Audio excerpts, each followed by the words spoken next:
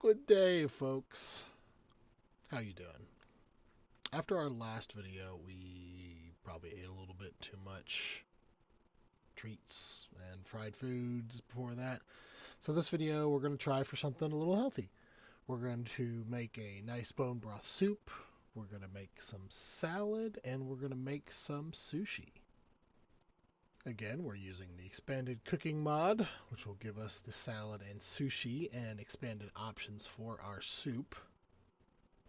The first thing I want to do is get some salt for this. Unfortunately, I spent many days poking around the desert and God knows everywhere trying to find salt and just kind of gave up.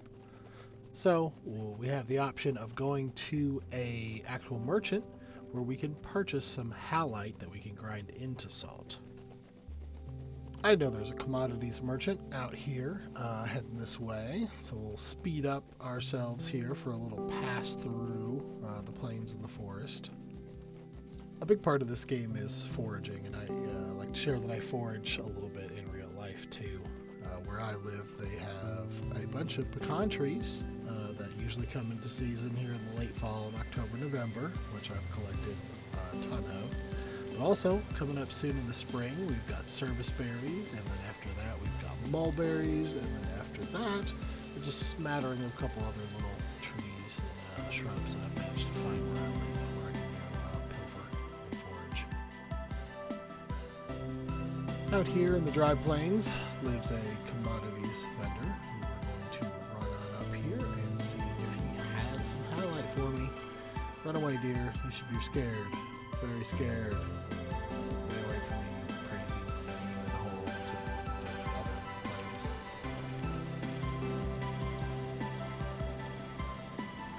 Hello, Pooh. Hello, Wrestling. How you doing? Nice place you got here. Let's do this gear.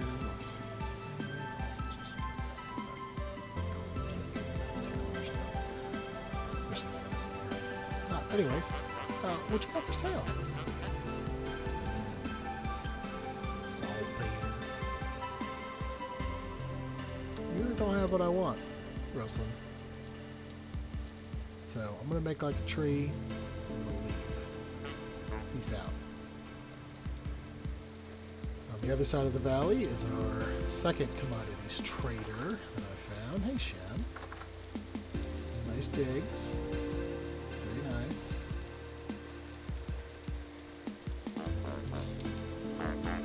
What you got for me? Let's see.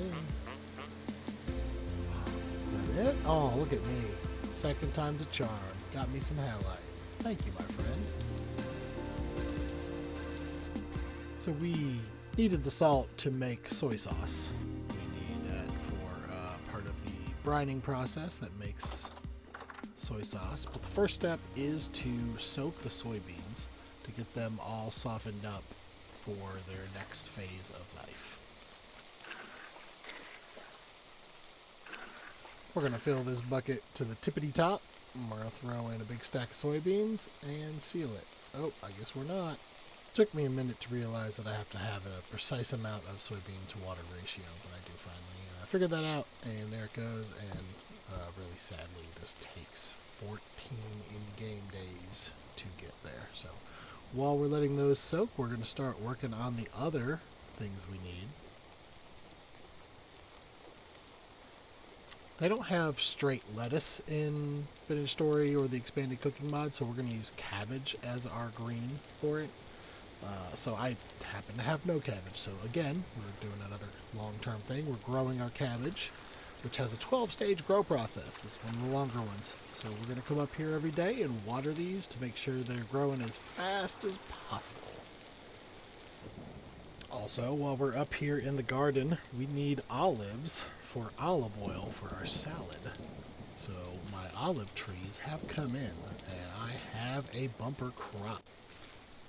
And as you can see here, I got 3 full stacks and a little more olives, and you can see when you juice them, they turn into olive oil. Now that we're back here at the homestead, we're going to load up the press with a 32 stack there and press press, and looks like that'll give us 10 liters of olive oil. Wow, I have way more olive trees than I need for any reason. Oh, I'll have to keep my eye out for a vendor that buys olives or olive oil, because I can absolutely wreck the market.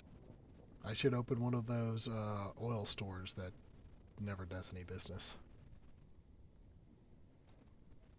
Now it appears we can feed the mash to animals, but I never forget to do that. I just let it rot in a container so I can seal it up and make compost.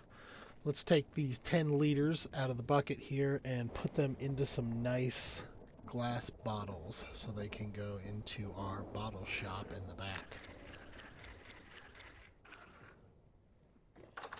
Oh lordy, I love my bottle room. Look at it. It's so good. So many bottles in here. Just going to end up building another bottle room. It's just going to be like the Indiana Jones scene where it's just endless bottles. Oh look, only like 9 more days. Oh, here's compost, by the way. Good news is, now that we are waiting for our soy, we can go ahead and work on our soup. We're going to make a bone broth for this, so we're going to get some bone broth that we had made in a previous video. Let's find our oldest veg. We got some older carrots, some older onions. Get those for our soup. It does sound pretty good. I do a bone broth soup with some onions and carrots in it. And we also got some mushrooms that are probably going to go bad, so I've never had an indigo milk cap in real life, but I mean, mushrooms rule in soups. In goes the bone broth and our vegetables. Thankfully they don't need to be cut up like some of the other ones, so we can just add them in there, put our nice little mushroom in there, and let's make ourselves some soupies. The soup came out kind of a bisque color. Looks nice. Let's get this off of here and put it in a bowl. And looks like we're hungry. Let's have some soup right now. How good is it? Delicious. Give some decent acidity on there. While I was out doing a little exploring, obviously looking for salt unsuccessfully, I figured I better grab some seaweed for our sushi, which will probably be the last thing we make. Here's a little tip for you. Take the torches off your offhand. You can put them in your hot bar or your backpack. If you go into the water with your torch, it will very much go out and grab another hold of the fire and get started again. Again, we're still waiting on things to get done, but our lychee and our pomegranate have come in for the season. I'll put a ladder up here to help get these higher pomegranates that are up here in the trees. But at the end of it, we came away with a pretty nice haul. It's a lot of lychee and a lot of pomegranate. Probably more than I'll ever be able to use. The cabbage is done, so that means it's time for salads. We'll harvest what we got here and take it back to the kitchen to put together our yummy cabbage salad. For the salad, let's find our oldest onion. There we go, 32 days, you look like the old onion. And get an old carrot. And, ooh, we need our olive oil. There it is. Let's put some in there. We're going to chop all our veggies up for the salad. So we'll chop up 2 cabbages, we'll chop up 2, probably a little bit of onion, a little bit of carrot for our salad. Now let's put all of our ingredients into the mixing bowl and mix us up a salad. In go the cabbage, the onion, the carrots. We'll put 2 of those in there. Slap a little olive oil in there. And go. Oops. Oh, yep. Looks like you gotta put a cooking pot in there for it to work. So let's try that again. I think that glitched it a little bit, so let's just take everything out and put it back in. Give it the old close it out, turn my head fast one time, turn it back. That ought to fix it. It's like plugging it in, unplugging it, plugging it back in. Oh, maybe also could have been the problem that it would let you put 2 of those in a row. And you need 0.1 per one. There it is. Look at that.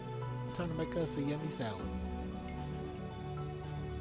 Oh man, 1264. That's a lot of satiety. It must be those cabbages. I think they've got high satiety.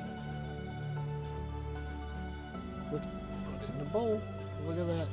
That looks really cool. Finally, my soybeans are fully soaked after 14 days in there.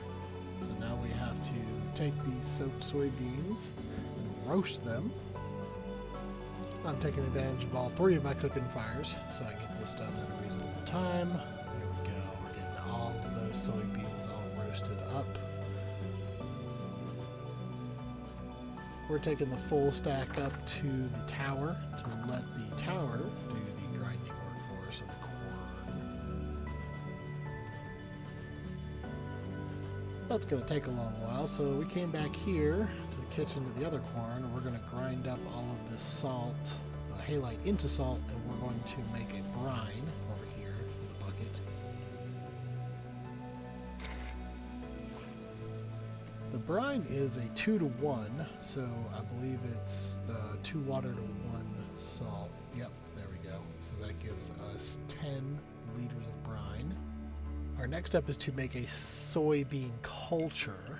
So we're going to mix our roasted and ground soybean with a grain, and then we're going to add that into the barrel, and we're going to seal it. Oh my god, 14 more days. You got to be kidding me, guys. Oh my god. Seeing as how I've got 14 in-game days, I did a little caving for a while. It's something I hadn't really done much of on this playthrough. But I went in and did some cave diving, went and explored a bunch of different places. Mostly it's just dead-end caves and drifters and nothing too useful. Mostly you just hit the end of a cave like this and like, oh look, there's nothing there, hooray. But I got to spend some nights out on the prairie here. Beautiful sunrises to be seen. Sometimes you'd get lucky like this one and you'd find a nice set of ruins and some copper down in here. Look at that, you get some cool aged planks, usually find a few gears. If you get really lucky like I did, you're going to find yourself a broken translocator that can be repaired. To make them operational, you're going to have some metal parts, which I did off screen here to repair it, and then you need 3 temporal gears that you just click into place, like so.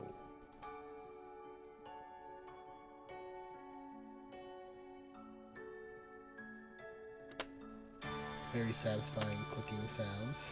Last one goes in, and then watch, here it goes. It's doing its thing. It's gearing up. It's going to make a space butthole. Space butthole is energized.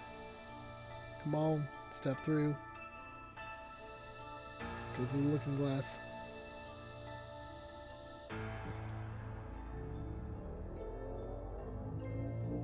Pop. Out I come. Into another place.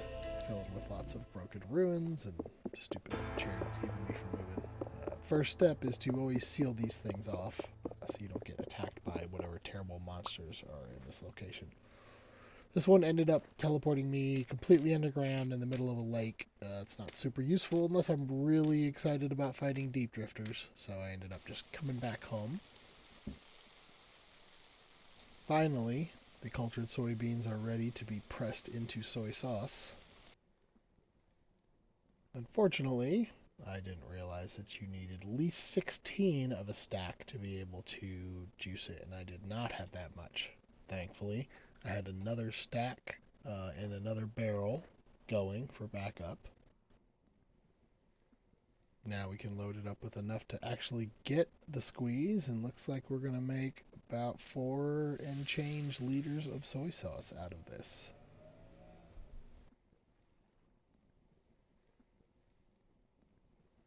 Thankfully, there's no chance I will ever see this soy sauce go bad, as it's good for 21 years. So let's put it into the bottle shop after we bottle it.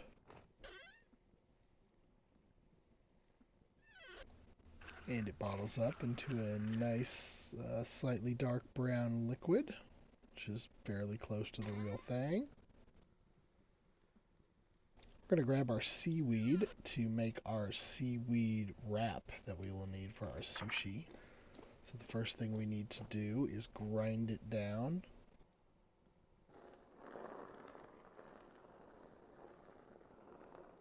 Once you get it all ground up, you actually just put it in your crafting grid to make a sheet out of it. Then it is on to the oven to bake it. Into the double oven they go to get cooked up. I think they last practically forever in both of these stages, so you can pre-bake or bake them, and they're good for a good long time.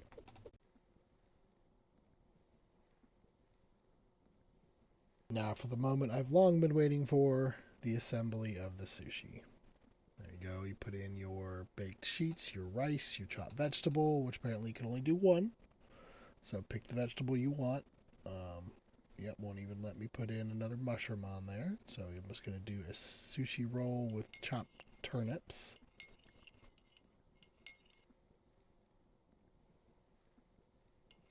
I ended up making 4 different types of sushi rolls all in all. And now we're going to take these and drizzle that hard-won soy sauce over all of them. And true to form, I always put the bottle in, not the liquid. And there we go. Indigo milk cap sushi roll topped with delicious soy sauce. And now for the final reveal. I made myself a little kitchen table area here in the main house. You can see I've got a bowl of salad and the pot of salad, bowl of soup, pot of soup, and I took all my sushi and put them in this little display case here. Isn't that adorable? It's not going to last long, but it certainly looks cute. I'm not going to lie, guys. This video took me a long time to make. There's a lot of footage and a lot of time just making the game go by. I think maybe the next video I might do something a little more simpler. We'll see. Thank you all for tuning in and sticking with me to the end. Plan to keep trying to put these out maybe every 2 weeks. We'll see how that goes. Be sure to like, subscribe, hit the notification bell, and I'll see you kids later. Bye-bye.